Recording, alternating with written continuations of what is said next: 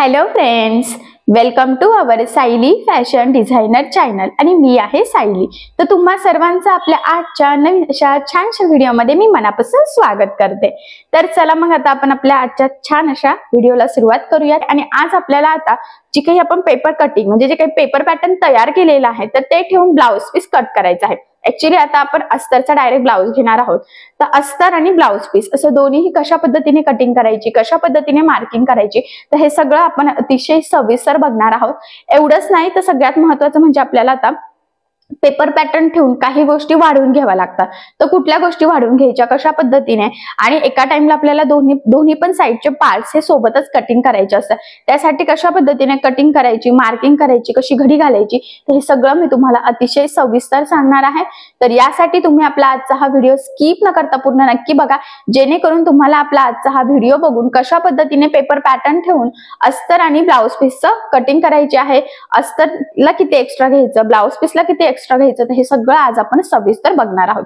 ठीक आहे, चला मग आता वेळ न घालवता आपण आपल्या महत्त्वाच्या टॉपिकला सुरुवात करूयात। आणि तुम्ही आपला आजचा हा व्हिडिओ स्किप न करता पूर्ण नक्की बघा, जेणेकरून तुम्हाला पेपर पॅटर्न किंवा आपली पेपर कटिंग ठेवून अस्तर आणि ब्लाउज पीस परफेक्ट कसं कटिंग करायचं तर हे सहजच लक्षात येईल। ठीक आहे, चला तर मग आता आपण ब्लाउज पीस आणि अस्तर कटिंग करायला सुरुवात करूयात। त्याआधी तुम्ही इथे बघू शकतात की ब्लाउजचं इथे मी ब्लाउज पीस घेतलेला आहे, मॅचिंग अस्तर घेतलेला आहे। एवढंच नाही तर आपण याआधी जी काही पेपर कटिंग घेतलेली म्हणजे केलेली आहे तर ती सुद्धा मी इथे घेतलेली आहे। तर आता ही पेपर कटिंग ठेवून आपल्याला अस्तर आणि मेन फॅब्रिक इथे कट करायचं आहे। तर जर कोणी कटिंगचा व्हिडिओ बघितलेला नसेल तर लिंक मी डिस्क्रिप्शन बॉक्स मध्ये देते, तुम्ही ती कटिंग बघा। हा जो काही ब्लाउज दाखवते तर ह्या ब्लाउज वरून आपण मापे घेऊन ही पेपर कटिंग केलेली आहे। तर ही 34 साइजची पेपर कटिंग आहे आणि हा खूप सुंदर असा मल्टी कलर टाइपचा ब्लाउज पीस आहे। ऍक्च्युली बांधणी टाइप आहे, त्याला बांधणीचं वर्क आहे थोडंसं।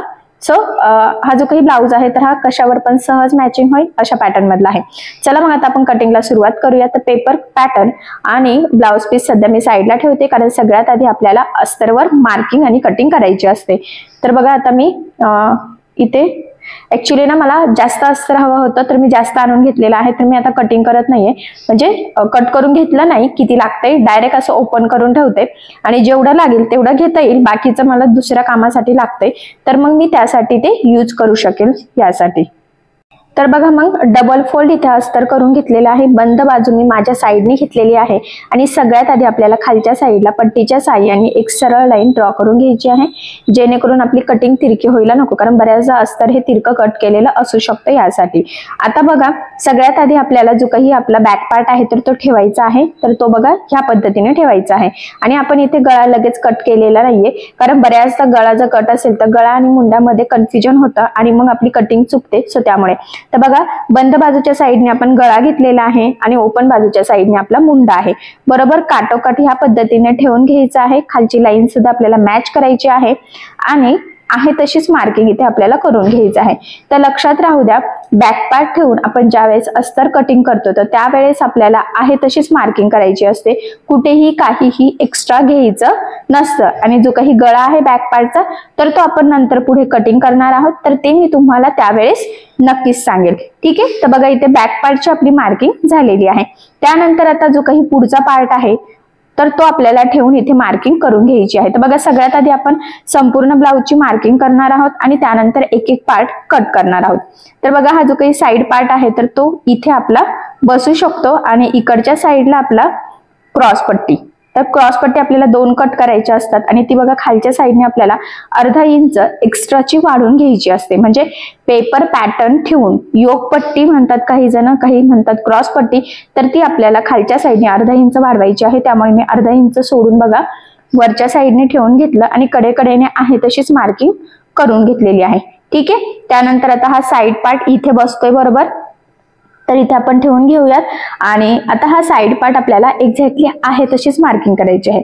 इथे आता काहीही आपल्याला एक्स्ट्राचं घ्यायचं नाहीये, फक्त मार्किंग करताना जो काही आपला शेप आहे तर तो आहे तसा शक्यतो येईल याची थोडीशी आपल्याला इथे काळजी घ्यायची आहे। तर बघा मग साईडनी व्यवस्थित मी इथे मार्किंग करते। मी पुन्हा सांगते, हे अस्तर आपण डबल फोल्ड करून घेतलेला आहे, कारण आपल्याला प्रत्येक पार्ट हा डबल हवा असतो यासाठी।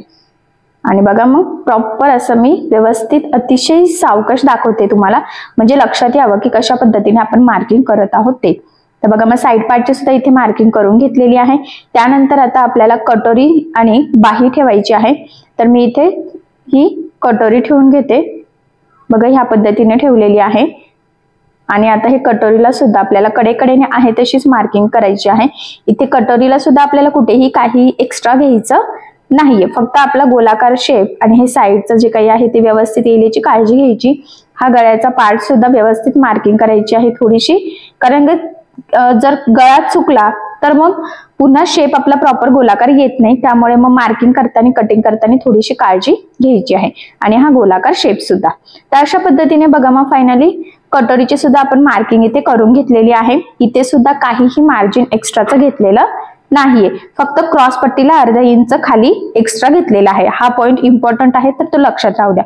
त्यानंतर बघा इथे आपल्याला ही बाही ठेवायची आहे. ऍक्च्युली बाही आता मी लगेच मार्किंग करून कटिंग करणार नाहीये, कारण ती डिझाईनची बनवायची आहे. आणि मग डिझाईनची बनवतानाच मी सांगेल की कशा पद्धतीने मार्किंग कटिंग करायची आहे. पण जर तुम्हाला सिंपल बाही घ्यायची असेल तर तुम्ही मग आता जी काही कटिंग केलेली आहे तर ती ठेवून डायरेक्ट मार्किंग करायची आहे. आणि मग आपण जसे सगळे पार्ट्स कट करत आहोत तसे सेम उरलेले सुद्धा पार्ट्स म्हणजे बाही सुद्धा कट करून घ्यायची आहे. आता बघा मार्किंग केल्यानंतर हे सगळे पेपर पॅटर्न्स आपण साईडला ठेवून देऊयात. आणि आता जी काही आपण मार्किंग केलेली आहे तर त्यावर आपल्याला इथे कटिंग करून घ्यायची आहे. बघा मग आता नेहमीप्रमाणे आपण सगळ्यात आधी इथे बॅक पार्ट कट करणार आहोत. तर बघा खालच्या साईडने सुद्धा ते स्ट्रेट कट करून घेतलेला आहे. त्यानंतर इकडनं इथपर्यंत आणि जो काही मुंड्याचा शेप आहे तिथून सुद्धा आपल्याला व्यवस्थित काळजीपूर्वक इथे कट करून घ्यायचं आहे. लक्षात राहू द्या, अस्तरवर मार्किंग जशी करणार आहोत एक्झॅक्टली तसंच मग नंतर कट करायचं आहे. आता अस्तर एक्स्ट्राचं काहीही आपल्याला इथे कटिंग करताना घ्यायचं नाहीये, एक्झॅक्टली जी मार्किंग आहे त्यावरच. मी पुन्हा सांगते, पेपर पॅटर्न ठेवून ज्यावेळेस ही क्रॉस पट्टी ठेवतो तर आपल्याला जो काही अस्तर आहे त्यावर अर्धा इंच खालच्या साईडने क्रॉस पट्टी वाढवून घ्यायची असते. बाकीचे सगळे पार्ट आपण आहे तसेच ठेवून इथे मार्किंग करून घेतलेली आहे. तर बघा इथे साईड पार्ट सुद्धा मी आता इथे कट करून घेत आहे. व्यवस्थित गोलाकार शेप गोलच येईल याची सुद्धा थोडीशी आपल्याला इथे काळजी घ्यायची आहे. आणि ते सरकणार नाही, ऍक्च्युली डबल फोल्ड केलेला कपडा आहे त्यामुळे दोन पार्ट सोबतच कट होत आहेत. तर ते दोन्ही पार्ट व्यवस्थित सेमच येतील, हलणार वगैरे नाही, त्याची सुद्धा आपल्याला थोडीशी इथे काळजी घ्यायची आहे. आणि बघा आता ही कटोरी सुद्धा आपण इथे कटिंग करून घेऊयात. तर ती सुद्धा एक्झॅक्टली जशी मार्किंग आहे ना तशीच आपल्याला कट करायचं आहे, कुठेही काहीही एक्स्ट्रा घ्यायचं नाहीये. आणि फायनली आता आपली इथे ही कटोरी सुद्धा कटिंग होत आलेली आहे. बघा इथून इथपर्यंत. आता ऍक्च्युली हे खूप मोठं अस्तर होतं त्यामुळे जास्त फिरवता आलेलं नाहीये, पण आपण डायरेक्ट जर तुमचा 80 सेंटीमीटर किंवा 1 मीटर असेल तर तुम्ही डायरेक्ट ठेवून करू शकता. तर अशा पद्धतीने फायनली बघा मग आपली अस्तरची कटिंग झालेली आहे. आता आपल्याला अस्तरचे कटिंग ठेवून मेन फॅब्रिक म्हणजे ब्लाउज पीस कट करून घ्यायचं आहे. तर बघा मग सगळ्यात आधी सेम जसं अस्तर ठेवलं तसंच डबल फोल्ड करून आपण इथे ब्लाउज पीस ठेवला. त्यानंतर इथे खालच्या साईडला आपल्याला हा जो काही बॅक पार्ट आहे तो ठेवून घ्यायचा आहे. पुन्हा आपण बाकीचे पार्ट सुद्धा ठेवूयात. आता मी आधी थोडंसं बाही सुद्धा ठेवून घेतलेली आहे, म्हणजे नंतर बाही कटिंग करायला. तर मग बाही ठेवल्यानंतर तिथे क्रॉस पट्टी बसलेली नाही तर ती क्रॉस पट्टी खालच्या साईडने ठेवली. आणि बघा अशा पद्धतीने आता कटिंग करायची आहे. तर लक्षात राहू द्या, अस्तर ठेवून ज्यावेळेस आपण ब्लाउज पीस कटिंग करतो तर सगळ्या साईडने आपल्याला थोडंसं एक्स्ट्राचं मार्जिन ठेवून इथे कटिंग करायची असते. हे बघा, तर मी बॅक पार्ट सुद्धा सगळ्या साईडनी मार्जिन ठेवून कट केलेला आहे. सेम त्याच पद्धतीने आता आपल्याला हा जो काही साईड पार्ट आहे तर तो सुद्धा एक्स्ट्राचं मार्जिन ठेवून इथे कटिंग करून घ्यायचा आहे. म्हणजे कुठलाही पार्ट असो, ज्यावेळेस आपण अस्तर ठेवून मेन फॅब्रिक म्हणजे ब्लाउज पीसचा कपडा कट करतो त्यावेळेस सगळ्या साईडनी तो एक्स्ट्रा कट करायचा, कारण आपल्याला तो स्टिचिंग करताना इझी जावं यासाठी.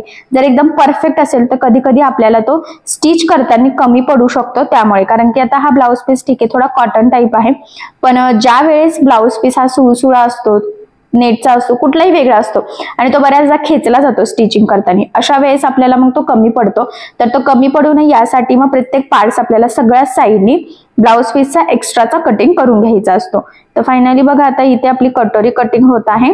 क्रॉस पट्टी पण झालेली आहे आणि कटोरी सुद्धा सगळ्या साईडने बघा एक्स्ट्राचं मार्जिन ठेवूनच आपण इथे कटिंग करून घेतलेलं आहे. ठीक आहे. तर अशा पद्धतीने मग आपली बघा ही कटिंग झाली. आता बाही तर लगेच मी म्हटल्याप्रमाणे आपल्याला कट करायची नाही, कारण आपल्याला ही डिझाईनची बनवायची आहे. तर मग डिझाईन बनवतानाच मी तुम्हाला सांगेल की कशा पद्धतीने ती मार्किंग आणि कटिंग करायची आहे ते. आता पुरता फक्त जर सिंपल बाही घ्यायची असेल तर अशा पद्धतीने अस्तर आणि मेन फॅब्रिक आपण ठेवून कट करून घेतलं असतं, जसं आपली पेपर पॅटर्न आहे बाहीचं सेम त्याच पद्धतीने. ठीक आहे. तर बघा मग इथे फायनली आपली कटोरी, क्रॉस पट्टी, त्याचबरोबर साइड पार्ट आणि आपला बॅक पार्ट असं संपूर्ण अस्तर आणि मेन फॅब्रिकची आपली इथे कटिंग करून झालेली आहे. आणि ही संपूर्ण कटिंग मी तुम्हाला अतिशय सावकाश स्टेप बाय स्टेप आणि खूप काही महत्त्वाच्या टिप्स अँड ट्रिक्स सहित सांगितलेलं आहे, जेणेकरून हा व्हिडिओ बघून तुम्हाला कशा पद्धतीने पेपर पॅटर्न किंवा पेपर कटिंग ठेवून अस्तर आणि मेन फॅब्रिक कट करावं, कुठे कसं किती मार्जिन ऍड करावं तर हे लक्षात यावं यासाठी. सो कटिंग करता करता, मार्किंग करता करता ज्या काही छोट्या मोठ्या टिप्स सांगितलेल्या आहेत तर त्या तुम्ही नक्की फॉलो करा, म्हणजे तुमची कटिंग सुद्धा एकदम परफेक्ट येईल. ठीक आहे. सो चला मग आता याच्या पुढचा आपण नेक्स्ट व्हिडिओमध्ये कंटिन्यू करूयात. आणि तुम्हाला आपला आजचा व्हिडिओ कसा वाटलाय मला कमेंट करून नक्की कळवा. त्याचबरोबर आपला व्हिडिओ आवडला असेल तर व्हिडिओला लाईक करायला विसरू नका. आणि असेच नवनवीन छानसे व्हिडिओज बघण्यासाठी आपल्या सायली फॅशन डिझायनर या चॅनलला लाईक करा, शेअर करा आणि सबस्क्राईब करायला विसरू नका. आणि ज्यावेळेस तुम्ही सबस्क्राईब कराल त्यावेळेस त्यासमोरील बेल आयकॉन ही नक्की प्रेस करा. त्यामुळे काय होईल, जेव्हा मी नवीन व्हिडिओज टाकेल त्याचं नोटिफिकेशन तुम्हाला तुमच्या मोबाईलवर येईल. ओके. चला मग भेटूया पुन्हा नवीन अशा छानशा व्हिडिओमध्ये. तोपर्यंत टेक केअर, काळजी घ्या. आणि आपला आजचा व्हिडिओ शेवटपर्यंत पूर्ण बघितल्याबद्दल thank you so much. Bye bye.